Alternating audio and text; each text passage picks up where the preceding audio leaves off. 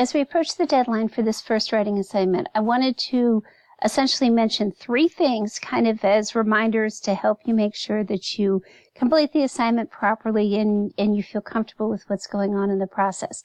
So the first reminder is to make sure that you take another glance at the assignment instructions and remember that you are using scholarly journals, research studies, and that you're following this template.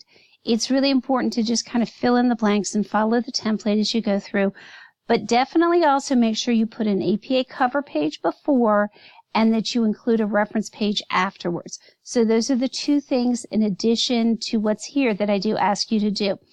Notice as well here you have the information, the key terms, the focus, which is going to be 3 or 4 sentences, conclusions, which are going to be 1 to 2, and then you're writing a short paragraph here.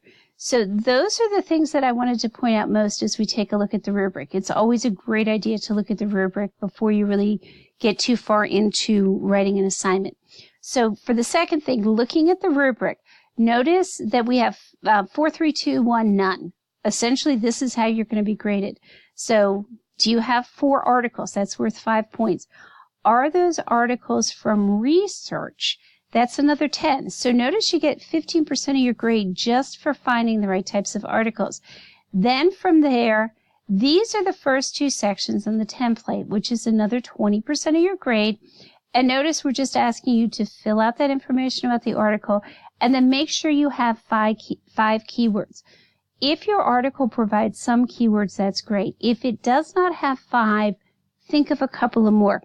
And you just really want to make sure you get 5 because literally notice this is 5, 4 articles have 5, 3, 2, 1, none. So definitely come up with the keywords.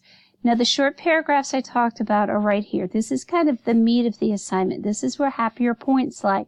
So definitely do a good job with those, 3 to 4 sentences, short paragraph sections for each of the 4 articles, because this is where the grades are, the focus of the study, the conclusion of the authors, and your reflection about it. And then the final 15% of the grade is for grammatical things. So first we want to make sure we follow the instructions and we understand the rubric so that we can, take care of those things.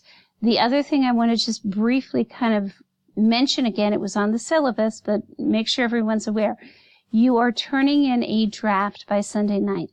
It will not be graded, but you'll get feedback, and then you're going to resubmit it after you make some revisions based upon that feedback.